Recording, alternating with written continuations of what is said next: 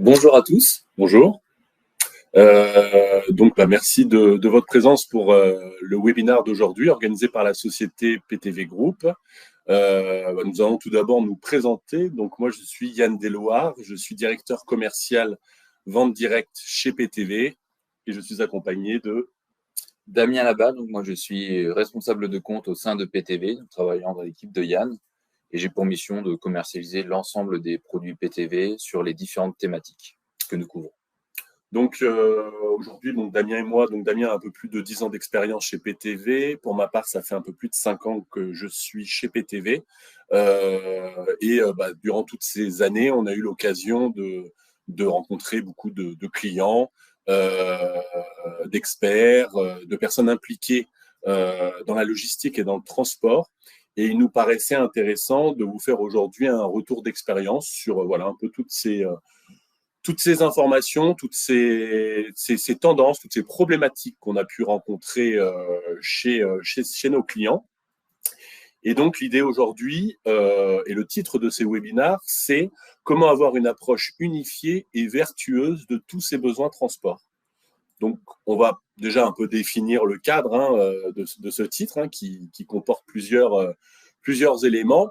En fait, on s'aperçoit de plus en plus que les entreprises, les organisations ont une approche plus exhaustive dans leur recherche d'outils d'aide au transport. Clairement, aujourd'hui, la chaîne transport, on le sait, c'est plusieurs jalons imbriqués les uns avec les autres. On va pouvoir parler, bien évidemment, de la donnée, de la data qui va être structurante. Derrière, il y a la planification, le plan de transport, éventuellement de l'optimisation, de la traçabilité, du suivi, de l'analyse.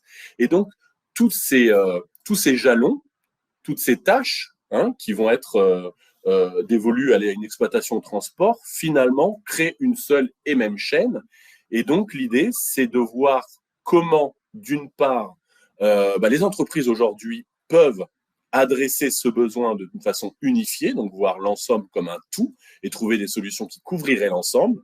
Et d'autre part, nous le verrons également, finalement, c'est une chaîne vertueuse dans le sens où chaque bénéfice, chaque process qui va être mis en place sur l'un de ces jalons va bénéficier aux autres. Donc voilà, une approche unifiée, vertueuse, des besoins de transport. On pourra discuter, alors chez PTV, on a la chance d'être pluridisciplinaire dans notre approche. Donc on a le cas de transporteurs, on a le cas de chargeurs, on est beaucoup chez des fabricants, des industriels, dans le retail, dans le last mile. Voilà, l'idée c'est d'avoir, pas forcément de se focaliser sur un secteur d'activité, un métier, mais de pouvoir donner quelques éléments, quelques tips des infos que nous pouvons rencontrer. Ce qui va transpirer durant ce webinaire, c'est lorsque l'on adresse différentes thématiques auprès de différents métiers, il y a derrière différentes organisations qui peuvent être mises en œuvre, même au sein d'un même univers, d'une même activité ou d'une même thématique. Donc, c'est qu'il y a vraiment des cas de figure, des configurations qui peuvent varier du tout au tout, même dans un même secteur, sur ces différentes thématiques que vient de lister Yann. Donc voilà, donc ce qu'on vous propose, c'est donc de dérouler finalement progressivement du début à l'issue du cycle de vie d'une commande dans le processus transport, en commençant par la data, Damien. Alors, avant de rentrer dans la data, le point que nous voulons vous signaler, c'est qu'il y aura donc des sondages durant ce webinaire. Donc, n'hésitez pas à y répondre. Vous aurez quelques secondes, une grande minute, je crois, pour pouvoir répondre à ce webinaire. L'objectif pour nous aussi, c'est peut-être d'appuyer sur une expérience ou plusieurs expériences de par les retours que vous allez pouvoir nous faire en direct pour que ça puisse coïncider avec les problématiques que vous rencontrez actuellement. Donc la première thématique sur le processus global de la planification, elle résulte toujours de la data que l'on a à disposition. On va toujours avoir en face donc des besoins très opérationnels.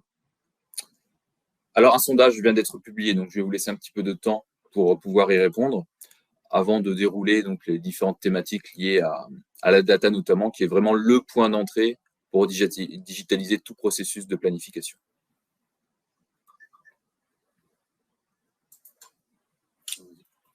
Oui, d'accord. Donc le point d'entrée, donc la data.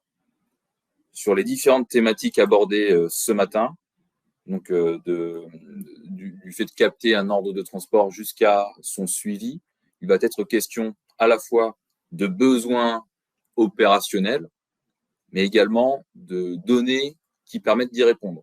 Sur l'ensemble des problématiques que nous couvrons aujourd'hui et sur l'ensemble des métiers que nous adressons, il va toujours y avoir des besoins qui vont varier. Donc, un besoin donc, de planifier avec davantage de visibilité, d'optimiser un nombre de moyens. Donc, ces différentes thématiques que l'on va pouvoir creuser par la suite, toutes sont liées à l'information que l'on peut capter en entrée. Il n'y a pas de réponse fonctionnelle sans une donnée qui nous parvient afin de la traiter, plus ou moins automatiquement selon les cas de figure, selon les fonctionnalités adressées. Et ces données, elles sont plus ou moins disponibles, même aujourd'hui en 2023, selon les activités que nous avons et selon les organisations que l'on a. Et on a vraiment des cas extrêmement variés, des grosses structures qui ont des sujets de data, comme des petites structures plus modestes en termes de volumétrie, mais qui vont avoir des contraintes relativement complexes à opérer et qui vont être assez matures sur la donnée d'entrée.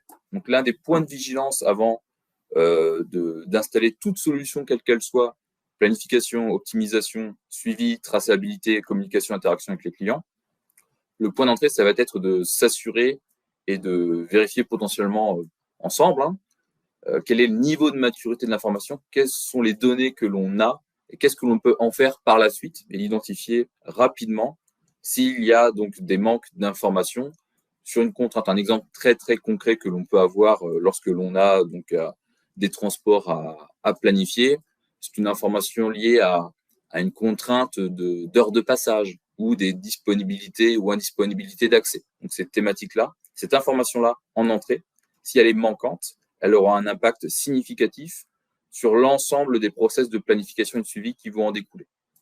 Pour moi, un gros point de vigilance que l'on rencontre à chaque projet, à chaque réflexion, c'est vraiment d'avoir l'assurance et la conscience des données que l'on a, conscience des potentielles actions que l'on doit mettre en œuvre pour pouvoir enrichir la donnée déjà à disposition. Et PTV aujourd'hui est en mesure de mettre en place donc différentes actions pour enrichir une donnée d'entrée et la faire coïncider avec une information que l'on doit avoir donc dans le processus de planification, puis éventuellement d'optimisation par la suite. Donc voilà, donc la donnée, elle est au centre vraiment du projet, quel qu'il soit. Sans données, comme l'a très bien dit Damien, on ne fait rien et on n'est pas en capacité de déployer de façon satisfaisante un outil en interne. Donc une fois que voilà qu'on a la donnée nécessaire à disposition et qu'on a le matériel pour pouvoir digitaliser son transport, clairement, ça va avoir une incidence sur l'étape suivante qui est le plan de transport en soi. Alors, il y a plusieurs typologies de plans de transport. On va avoir des organisations qui vont être assez figées, avec un plan de transport, beaucoup de récurrence, et donc des plans de transport qui vont être plutôt stables au fil du temps, avec quelques aménagements. On va avoir des organisations où le plan de transport va être changé quotidiennement et continuellement. Bon, là, on va plutôt parler d'optimisation d'ailleurs sur ce sujet-là. Mais voilà, c'est cette approche tactique finalement qui se fait en amont. J'ai la donnée, je dois éditer un plan de transport et je dois m'assurer que ce plan de transport est le plus efficace d'une part pour apporter le service à mes clients et être en respect des contrats, des engagements, de la promesse qui leur a été faite, mais en parallèle aussi avoir un plan de transport qui est en adéquation avec les contraintes budgétaires et la rentabilité de l'entreprise. Donc, pour avoir un plan de transport efficient, ça nous renvoie donc, là encore, à la donnée, la capacité de disposer des contraintes côté destinataire, des contraintes en fonction des ressources, que ce soit en flotte en propre ou en flotte externe. Il y a bien évidemment cet aspect dimensionnement de la flotte en amont qui va être structurant. Et comment on dimensionne la flotte? C'est en connaissant finalement les destinataires, en connaissant les contraintes sur destinataire, les créneaux de passage, les temps de service, quelque chose qui est important dans la planification, savoir combien de temps on va passer chez un client. Et dans le cas d'un flux messagerie classique, ce plan peut aussi permettre une massification des flux en amont pour avoir des achats transport plus cohérents. Donc, voilà. Plusieurs aspects différents d'une organisation à l'autre, mais le plan de transport, il est central et le plan de transport, il renvoie à la donnée. Et on parlait donc dans le titre du webinaire d'aspect vertueux. On voit déjà la première vertu finalement d'avoir une approche unifiée de la bonne donnée, normalement, est égale à un bon plan de transport. Et une donnée qui va pouvoir être utile pour l'ensemble des services transverses, qui va pouvoir se déverser tout au long de la chaîne donc de planification. Une donnée qui peut être captée via différentes sources externes. On va parler dans vos différents métiers évidemment de RP, de TMS en amont pour différentes thématiques, de WMS où une donnée que l'on doit utiliser peut se faire enrichir par différentes sources d'informations, ERP plus WMS pour avoir une précision sur au niveau du colis, au niveau donc de l'unité de conditionnement. Donc le tout, c'est vraiment d'aller chercher la donnée là où elle se trouve, quitte à ce que cette donnée soit enrichie durant le processus de planification. Nous avons de nombreux clients qui vont planifier sur des horizons relativement lointains, donc sur plusieurs semaines, ce qui signifie que une heure de rendez-vous va être affinée durant le processus de planification. Nous allons avoir donc des sujets de production qui vont directement impacter le processus de livraison ou de ramasse. Donc, le tout, c'est que cette donnée, elle puisse vivre tout au long de la chaîne de planification, mais également durant le suivi et la traçabilité, donc jusqu'au destinataire final, et de mettre en place donc différentes fonctions qui permettent aux différents services, notamment exploitation, puis commercial comme le service SAV, d'avoir accès à ce même niveau d'information pour réagir au mieux et de pouvoir interagir au mieux, avoir le bon message, le bon discours auprès donc du client final, auprès de vos destinataires. Donc voilà, l'étape suivante, après cette édition du plan de transport, c'est savoir-faire principal de PTV, c'est l'optimisation des flux, optimisation des tournées. Donc là, clairement, l'enjeu, il est dans la recherche de l'efficacité au niveau opérationnel, d'accord? Il y a deux aspects qui vont être importants. Côté chargeur, l'idée sur l'optimisation, c'est d'être en capacité d'anticiper au mieux à la fois les prises de rendez-vous auprès des prestataires transport, en capacité également finalement de transmettre quelque chose de cohérent aux partenaires, qui va avoir une incidence en fin de boucle sur la délivrance côté client. Et lorsque nos clients adressent leur flux en flotte en propre, là, l'optimisation va avoir un aspect très structurant finalement dans le lien qu'il va y avoir entre la sortie de production, la mise à disposition des produits pour leur mise sur la route et donc la délivrance aux clients finaux. Donc là, au niveau de l'optimisation de tournée, les problématiques qu'on peut retrouver assez fréquemment, c'est justement une volatilité assez importante en termes de destinataires. On a des clients qui, toutes les semaines, vont aller livrer 97-98% de nouvelles adresses. Donc là, bien évidemment, il y a la nécessité de venir digitaliser cette partie-là avec des moteurs qui permettent de calculer de façon automatique ou semi-automatique des flux d'ordonnancement de tournées ou des tournées les plus efficaces possibles. Et en parallèle de ça, il ne faut pas l'oublier, quelque chose qui est assez structurant, c'est aussi la satisfaction au niveau des équipes internes. À partir du moment où on vient digitaliser le transport, l'objectif est de diminuer au maximum les tâches chronophages en interne, que ce soit au niveau de l'exploitation ou que ce soit au niveau même des chauffeurs. À partir du moment où on se retrouve avec un plan de transport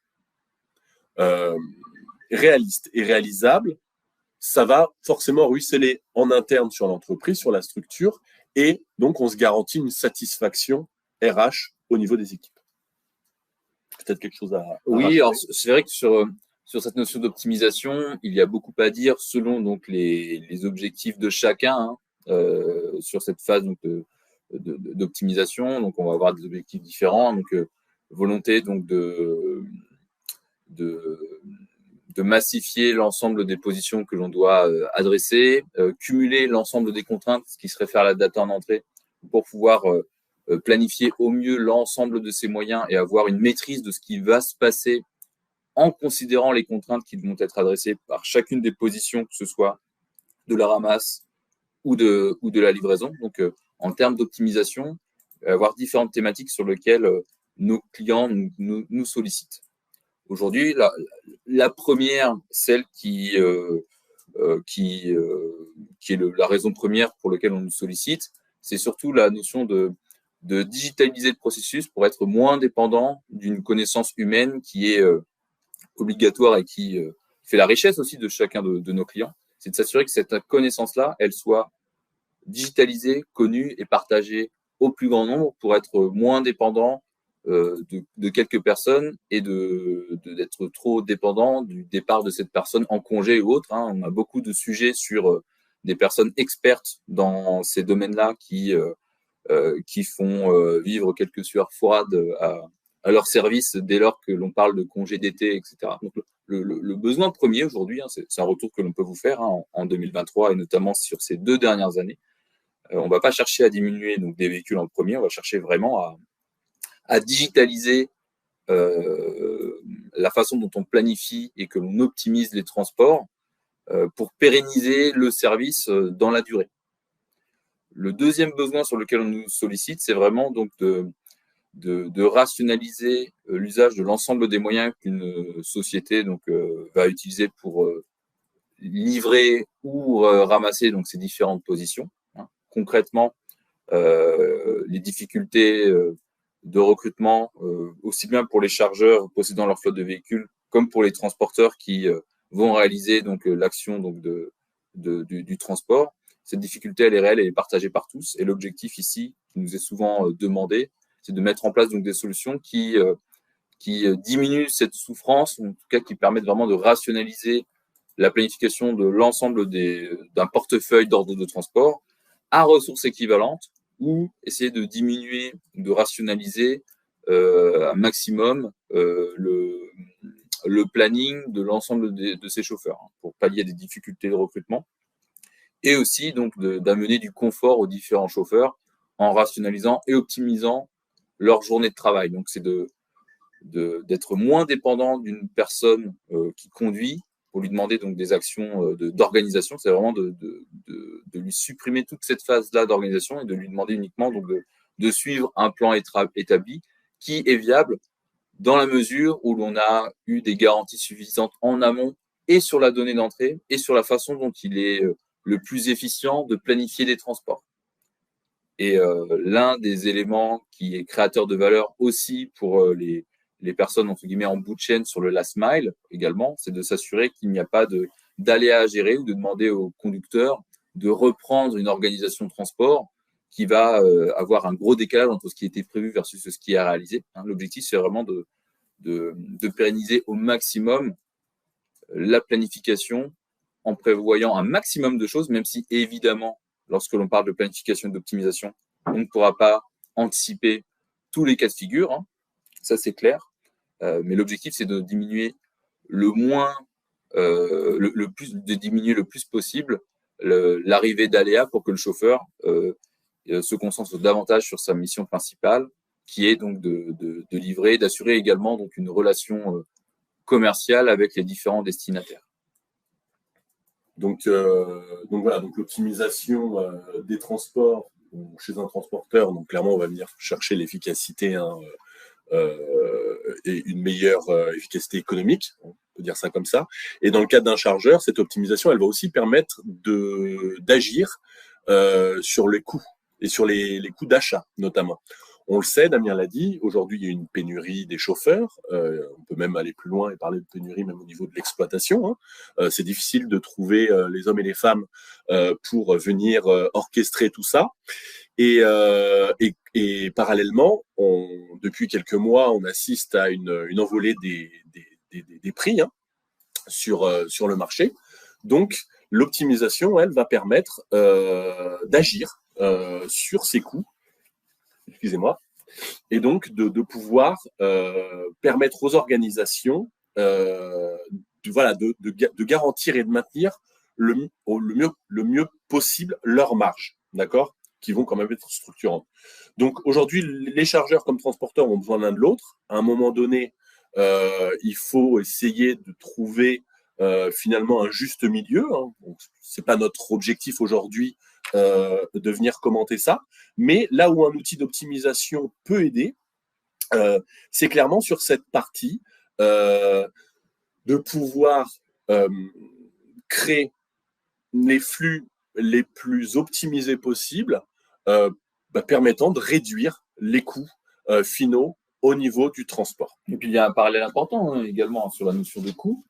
C'est qu'ici, on va rechercher évidemment à avoir le coût de transport le plus efficient, mais en parallèle, côté destinataire, côté client final, il va y avoir également une tendance qui évidemment se dessine, hein, on le rencontre tous dans nos vies professionnelles comme dans nos vies privées, une qualité de service qui évidemment tend à s'accroître. Donc quand je parle de qualité de service, on va parler de créneaux resserrés, de prise de rendez-vous, d'attente plus restrictive donc des destinataires, donc à mettre en lien avec des ressources, des moyens et différentes contraintes qui vont, elles, de l'autre côté s'accumuler. Donc la thématique aussi de digitaliser tout ce processus-là, c'est de faire en sorte de simplifier et de trouver le juste milieu entre des contextes qui vont se durcir aussi bien en termes de prix d'achat, mais également en termes de contraintes et attentes clients et de qualité de service souhaitée, versus l'ensemble des moyens que l'on a à disposition et du contexte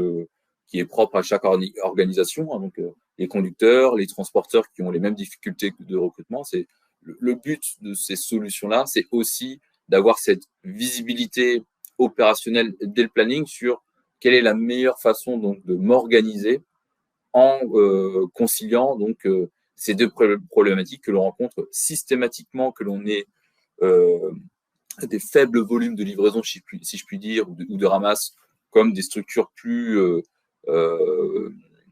volumineuses en termes de flux. La complexité, elle n'est pas du tout liée à un volume, elle est liée donc à des métiers, à des contraintes à respecter, et ça, on le rencontre sur les différentes activités que nous couvrons aujourd'hui. C'est vraiment un élément qui ressort à chaque fois sur les différents projets que nous menons sur ces dernières années. Donc voilà, donc on l'a vu, donc la data, la donnée, le besoin d'avoir une information exhaustive, complète, d'avoir de plus en plus d'informations qui permettent de prendre de la hauteur et finalement sécuriser l'activité. Ensuite, un plan de transport qui découle de cette donnée et qui va permettre derrière finalement de mettre un peu tout ça en musique. L'optimisation qui va permettre d'une part de répondre, comme le disait Damien, à la promesse client et d'autre part de contrôler, de mieux contrôler sa rentabilité, ses coûts opérationnels. Et ça nous ouvre donc derrière la voie sur l'aspect suivant de la chaîne qui est le suivi d'exécution, la traçabilité des flux. Donc lorsque l'on a planifié et optimisé sa meilleure organisation possible en capitalisant également sur l'expérience donc des personnes en exploitation, l'objectif c'est de s'assurer que ce qui est prévu donc est correctement suivi et aussi de s'assurer que ce qui est imprévu est également suivi et remonté pour réagir en fonction. Donc sur cette thématique de suivi, les organisations aujourd'hui vont varier. Donc on va parler de suivi avec donc des conducteurs qui sont intégrés donc à l'organisation et également une thématique de suivi pour des structures qui ont soit une externalisation totale du transport avec une volonté tout de même de suivi pour informer et partager de l'information au destinataire final, et également une troisième configuration qui est assez courante, c'est de pouvoir apporter un suivi pour les flottes mixtes, donc les moyens qui sont internalisés donc, dans la structure, et également de pouvoir garantir un même niveau d'information pour des flux de transport qui sont opérés par des prestataires externes. Donc la thématique de suivi, elle va porter sur la promesse de livraison et l'heure effective à laquelle la position va être effectuée donc, sur le point de destination. Donc moi, client, j'attends ma marchandise, mon colis, ou j'attends qu'un prestataire ramasse mon colis. Donc il y a déjà cette notion de qualité de service à suivre sur la promesse de rendez-vous versus le passage effectif. Et en termes de suivi et de traçabilité, on va avoir également de la remontée d'informations attendues sur ce qu'il se passe sur l'événement, sur ce même point d'opération. On l'a vu, les phases précédentes, la donnée permet d'éditer, de construire. Là, on va plus être sur un aspect, finalement, on va, grâce à des technologies de suivi, remonter de la donnée complémentaire. Et c'est cette donnée de temps réel qui est importante et qui va venir compléter et finalement fermer la boucle. Cette donnée, elle est importante dans le sens où elle va intéresser l'ensemble des parties prenantes dans la supply de nos clients. On va avoir bien évidemment l'exploitation qui a besoin d'avoir des retours d'informations sur ce qui se passe, d'être alerté sur les incidents, les aléas, pouvoir prendre des mesures correctives assez rapidement. Il va y avoir des services supports, la DV, qui peuvent aussi être finalement intéressés par cette donnée plutôt que de devoir aller chercher l'information en interne, d'aller communiquer, d'aller appeler leur transporteur ou d'appeler un chauffeur, etc. Ces technologies-là permettent finalement d'agréger une donnée temps réel et donc de permettre aux équipes en interne de disposer à l'instant T des informations importantes pour leur quotidien. Et en parallèle de ça, même au-delà de l'organisation, cette information-là, Damien l'a dit, ces données, elles peuvent être communiquées et partagées auprès des clients finaux et donc leur apporter de la valeur finalement, des ETA, leur estimé d'arrivée, des informations liées à la livraison, enfin un service qui serait lié à la livraison, et également tout ce qui est partenaire ou prestataire logistique. Aujourd'hui, grâce à la technologie, on est en capacité de disposer du même niveau d'information, que ce soit chez le donneur d'ordre ou chez son partenaire transport. Et donc, clairement, ici, l'enjeu, il est collaboratif. Il est suivi, contrôle, sécurité, mais également collaboratif, disposé d'une seule information exhaustive, partageable à tous. Et donc, sur la base de cette information qui remonte, ce qui va arriver donc, sur les différentes organisations que nous adressons, c'est qu'on va avoir donc, une comparaison également entre ce qui est prévu versus ce qui est réellement traité. Donc, de par la captation de la donnée en temps réel, eh bien, cette information peut se diffuser évidemment donc, sur l'ensemble des acteurs de la chaîne, comme l'a très bien dit Yann, la salle d'exploitation, mais une information que l'on va pouvoir vraiment diffuser avec différentes actualisations donc, auprès des différents acteurs sur tout au long de la chaîne logistique, donc d'être en mesure aussi donc, de prévenir un aléa. On parle donc de qualité de service, donc de s'assurer qu'en bout de chaîne, le destinataire obtient bien donc, sa marchandise en temps et en heure, mais c'est aussi d'être en mesure, via l'ETA, de prévenir tout aléa, tout retard ou de l'avance, aussi bien côté destinataire, mais également prenant le cas donc, de l'usage d'un prestataire externe ou donc de fournisseur, d'être en mesure d'alerter que ma marchandise va arriver hackée au bon moment ou alors avec de l'avance ou potentiellement du retard, ce qui permet aussi de créer des sources d'optimisation également sur les plateformes, sur les hubs donc hackés, et de fluidifier les différents produits qui vont arriver donc auprès donc, de différents véhicules, de différents transporteurs différents, pour amener de la souplesse et de répondre à des aléas que tous nos clients rencontrent, quels qu'ils soient, j'imagine que vous également. Donc la thématique ici, c'est vraiment d'avoir une traçabilité lorsque tout va bien, mais une traçabilité aussi lorsqu'il y a des aléas qui arrivent pour pouvoir réagir au mieux et de partager au mieux l'information le plus rapidement possible auprès de tous les acteurs de la chaîne concernés par ces aléas. Au-delà donc du temps réel et de ce qui se passe en temps réel, ce qui est important aujourd'hui sur un processus donc de planification, c'est aussi d'aller capter et également historiser ces informations pour en déceler et pour en réaliser donc différentes analyses et apporter donc des paramétrages vertueux, donc des modifications, des ajustements lorsqu'ils sont utiles sur différentes actions de la chaîne. On parle beaucoup donc de planification, d'optimisation et de suivi.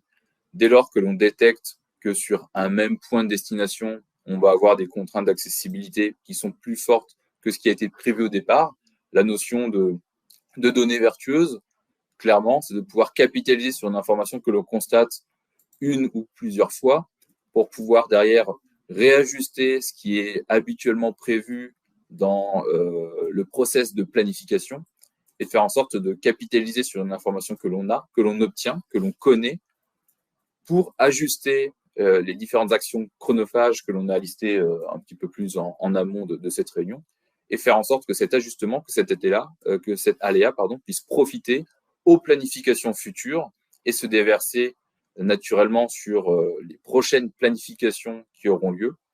Donc, quand on parle de capitaliser sur une information, on va parler de notion d'accessibilité, un créneau, les temps de service. Exactement, les temps de service. Alors, par temps de service, ce que l'on entend, ça va être la durée de manutention sur un point, temps de livraison, temps de chargement. Donc, ces éléments-là, quand on repart sur la notion de planification, sont extrêmement structurants dans la façon dont on peut constituer ces différents transports, flotte interne ou externe. C'est la même thématique.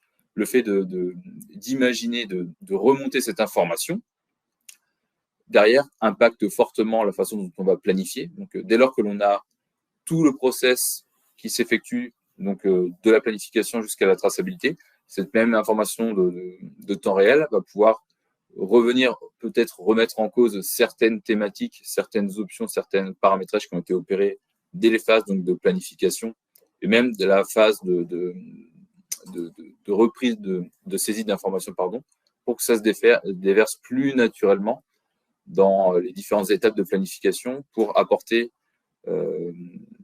des améliorations continues tout au long de la chaîne de planification. Il est déjà 11h02, un peu plus de 11h. Donc, pour nous laisser un peu de temps pour les questions-réponses, on va conclure sur notre partie.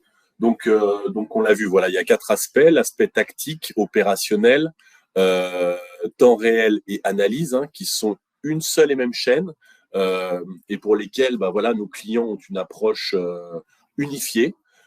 Chacun des jalons de cette chaîne va générer des bénéfices pour l'autre. On l'a vu également. Un autre aspect dans le côté unifié de l'approche du transport, on n'en a pas parlé, c'est la technologie. Aujourd'hui, la question à se poser aussi, c'est voilà, qu'est-ce que j'attends au niveau de la technologie. Il y a 2 aspects et 2 propositions qui sont sur le marché. Le premier, c'est des solutions qui sont on-premise, donc avec une installation en local chez les clients. Donc là, c'est plutôt des clients qui vont prioriser la sécurisation de la donnée, l'hébergement de la donnée en interne, qui sont pas pour leur prêt finalement à partager cette information, en tout cas l'héberger vers l'extérieur. Et en parallèle de ça, il y a donc des solutions SaaS qui permettent finalement d'avoir une solution sur le cloud et qui va venir limiter les efforts de gestion et d'administration des équipes IT en interne. Donc nous, aujourd'hui, chez PTV, on répond avec des solutions qui sont sur ces 2 aspects-là. On a des solutions on-premise et des solutions SaaS, mais c'est une question qui est importante en amont et qui va être très structurante par rapport au projet futur que vous souhaitez peut-être mener. Et enfin, le conseil et l'expertise également. Ça, c'est quelque chose qu'on rencontre voilà, de plus en plus, et surtout sur des entreprises de taille peut-être un peu plus modeste qu'il y a une dizaine d'années, qu'il y a 5 ans. Aujourd'hui, on ressent vraiment cette volonté des entreprises de se faire accompagner par de l'expertise, par du conseil. Alors, ça peut être côté éditeur, avec la capacité d'un éditeur à être à gérer à côté de la pure création de solutions technologiques, l'intégration de ces produits chez ses clients, mais ça peut bien évidemment être via de l'expertise externe des cabinets de conseil. Et aujourd'hui, on rencontre de plus en plus d'organisations qui, il y a 5 ou 10 ans, n'auraient pas forcément fait appel à du conseil externe, qui aujourd'hui, pour sécuriser finalement à la fois le temps qu'ils vont consacrer dans leur projet, mais également sécuriser la mise en production du futur projet, et parce qu'ils ne veulent pas se louper, se font accompagner. Et cette expertise et ce conseil, ils sont aussi importants aujourd'hui finalement que le choix fonctionnel ou technologique qui va être fait. Et donc s'assurer que l'éditeur ou qu'en interne, on a cette capacité finalement à mener le projet à bien et qu'on est suffisamment staffé et correctement conseillé. Sur ces différentes thématiques, il y a évidemment des solutions qui y répondent.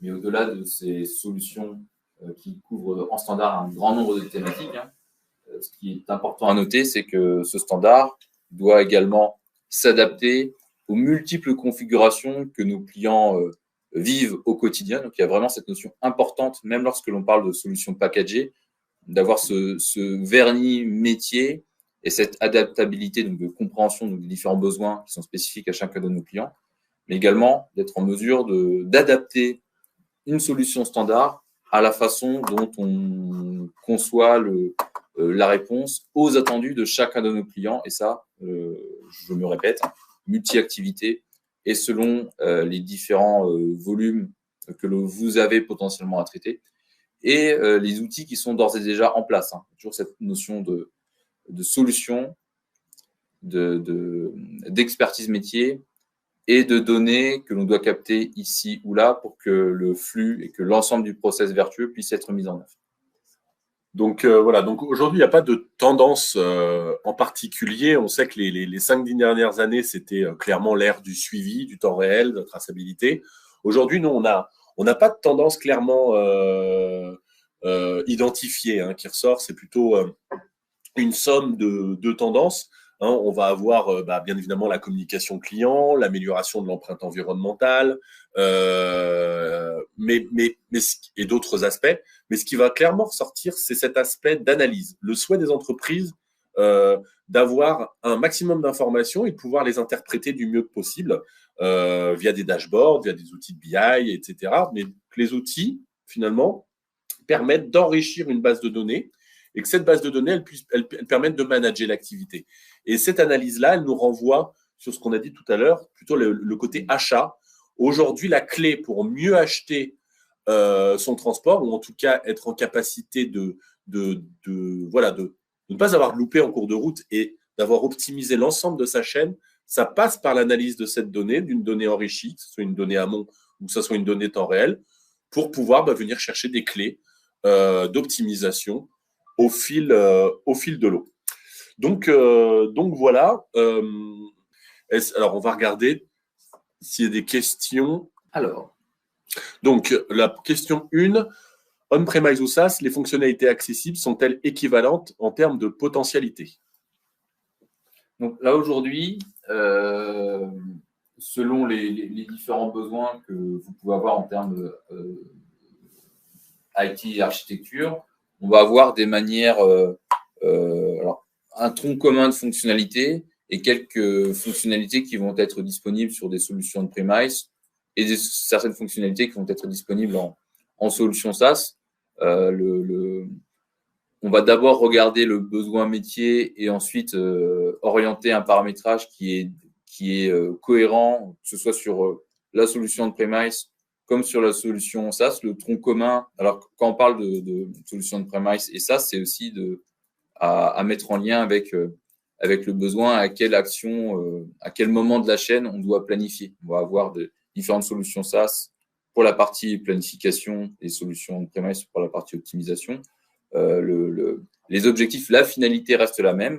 On va avoir donc des modes opératoires qui vont varier selon le choix de l'une ou l'autre des solutions.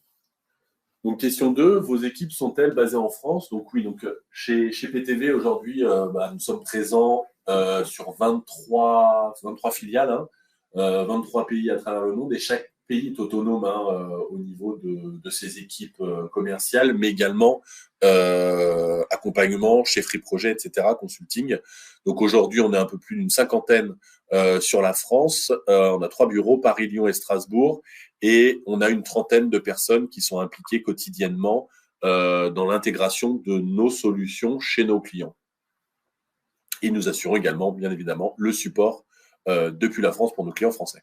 Voilà, ce qui est un point important par rapport aux solutions disponibles, c'est que ce sont des solutions que PTV développe, monitore, déploie et maintient tout au long du processus de planification. Donc là, aujourd'hui, on a la mainmise sur l'ensemble de ces thématiques et surtout ce vernis opérationnel qui permettent également de les déployer en cohérence avec les problématiques donc, de chacun de nos clients. Alors, autre question, avez-vous une application mobile pour les chauffeurs et que permet-elle de faire? Aujourd'hui, nous avons 2 applications mobiles qui vont se dégager. La première, une application dédiée donc, à la navigation chauffeur poids lourd, qui est simplement une brique fonctionnelle très très puissante pour permettre aux chauffeurs poids lourds d'avoir une navigation guidée qui respecte strictement les différents tonnages et les restrictions portées par chacun de leur profil de véhicule, donc une solution Android qui est disponible. Et nous allons avoir une solution de mobilité qui, elle, se porte plus sur la traçabilité, donc une application de mobile chauffeur disponible en Android et iOS qui permettent vraiment donc d'aller capter l'information donc de chacun des événements sur les différentes positions donc d'un trajet, pour faire le lien avec la traçabilité. Les exploitants vont pouvoir capitaliser sur les remontées de cette même application mobile portée par les chauffeurs. Point important, cette application mobile est destinée aux chauffeurs qui sont internes à l'organisation, comme également disponible à de la sous-traitance ou aux transporteurs qui vont réaliser le transport pour le compte du chargeur. C'est vraiment une application qui est mise à disposition de l'ensemble des chauffeurs, qui permettent vraiment d'agréger l'information et d'aller capter l'information pour la rendre disponible dans les différentes solutions d'analyse par la suite. En complément d'un back-office de suivi qui, lui, peut également se connecter à des services télématiques tiers pour agréger de la donnée qui viendrait de plusieurs prestataires identifiés différents. Question 4, côté empreinte carbone, est-ce une demande de plus en plus récurrente de la part de vos clients? Sentez-vous une pression? Alors oui, tout à fait, l'empreinte carbone, c'est un sujet qui remonte très fréquemment et de plus en plus. Alors nous, dans les technologies PTV, on l'intègre en standard dans notre solution, le calcul de l'empreinte carbone, lorsqu'on vient construire un plan de transport ou optimiser des tournées. Et ce, selon le type de véhicule, par ailleurs. Oui, quelle que soit la typologie de la ressource. Mais oui, c'est clairement un sujet important et notamment qui renvoie à d'autres problématiques plus réglementaires. Donc la réponse est oui. Et pour apporter un petit complément à cette solution, à cette question, certains de nos clients aujourd'hui vont faire appel aux solutions PTV pour simuler l'impact d'un changement de flotte de véhicules sur la façon dont ils opèrent et organisent leur transport actuellement. Donc ça a débuté depuis déjà plusieurs mois, quelques années. Donc des flottes évidemment diesel qui passent à l'électrique ou au gaz. Donc ces notions ici sont vraiment clairement d'actualité. Donc question 5, intelligence artificielle sur le suivi opérationnel. Un bon exemple, c'est ce qu'on disait tout à l'heure sur les temps de service, les temps de livraison et de chargement. Par exemple, voilà, aujourd'hui, on en est en capacité, à partir du moment où on a un client qui est livré, des temps de livraison qui sont calculés, on pourrait être en capacité finalement de venir capter ces temps de livraison, les moyenniser pour mettre à jour finalement cette donnée d'entrée dans la chaîne transport et de se dire voilà, ce client-là par exemple c'est 7 minutes, donc pouvoir en continu au fil de l'activité venir améliorer la donnée d'entrée pour qu'elle soit prise en considération dans la solution. Après il y a d'autres cas d'usage. De la possibilité de travailler sur de l'auto-apprenant, toutes ces choses-là, c'est des choses sur lesquelles on travaille chez PTV. Et après, les incarnations sont différentes d'un éditeur à un autre. Est-ce que l'optimisation reste pertinente lorsque l'on met de très nombreuses contraintes? Elle est pour toi, celle-là. Allez, merci. Donc, effectivement, ici, la thématique de l'optimisation, c'est que la solution automatique va proposer une manière de faire qui va respecter strictement les contraintes qui parviennent, donc qui sont portées par chacun des objets de planification, véhicules, moyens internes ou externes, les positions donc, des différents clients, la législation de transport. Donc, en effet, plus on cumule des contraintes, moins le système va avoir donc un potentiel d'optimisation. Donc, ce sont des choix qui appartiennent également à chacun de nos clients. Alors, il y a différentes thématiques où l'on peut mettre en place des notions de tolérance qui sont conscientes pour l'exploitant, comme des tolérances d'ouverture ou autres. Mais en effet, plus on a de contraintes à faire opérer, moins le système a de choix dans la latitude. Alors, ce qui est un point important aussi, notamment côté exploitation, c'est que dans nos thématiques de planification et d'optimisation, nos systèmes vont opérer donc, une proposition qui respecte strictement les contraintes qui sont portées par chacun des points. Mais derrière, et ça c'est un point extrêmement important pour tous nos clients, quel que soit le secteur d'activité, c'est qu'aujourd'hui, nos clients en exploitation vont attendre de nos solutions donc une possibilité donc, d'interaction avec le résultat final, justement pour décider si ils souhaitent revenir sur une contrainte dans la façon dont ils organisent leur transport. Quelques exemples très concrets avant pour pouvoir suivre les autres questions. Moi, exploitant, je sais que je peux opérer du gerbage sur telle ressource. Je sais que mon client accepterait potentiellement un outrepassement de contraintes horaires de l'ordre d'une demi-heure sur ce point-là. Donc, on a toujours besoin de capitaliser sur l'expérience humaine. Mais l'algorithme ici, il est vraiment là, comme le disait très bien Yann tout à l'heure, de supprimer un maximum de tâches chronophages, tout en permettant à l'exploitant donc de revenir sur ce qu'il estime le mieux à opérer.